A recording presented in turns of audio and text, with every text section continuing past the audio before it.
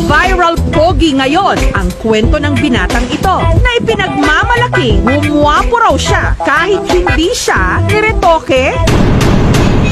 Nung high school ako, sobrang pangit ko talaga nun. O tagyawat ng ako. Minsan natatakot na nga ako pumasok kasi palagi na lang binubuli ng mga kaklase ko. Pinagtatawanan nila ako. Tapos naisip ko isang araw. Sinabi ko sa sarili ko, magpapapogi ako. Noon, naging determinado raw siyang i-improve ang kanyang sarili. Yun nga lang, can't afford siyang magpaderma o gumastos para sa mga mamahaling skincare product. Ang sabon na kanyang ginagamit, kung ano na lang daw ang makita sa kanilang banyo. Dinalasan na rin daw niya ang paliligo at paghihilot at nag-gym. Matapos ang ilang taong pagpapapogi,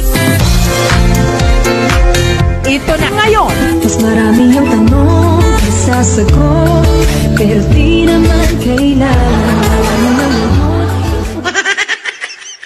Simula nung binago ko ang sarili ko, hindi na ako binubuli. Yung mga babae kung saan ang lumalapit sa akin para magpa-picture, para yakapin ako. Nagtitilian sila kapag makikita nila ako dumadaan sa harap nila. Talagang nag-iba yung mundo ko simula nung naging pogi ako.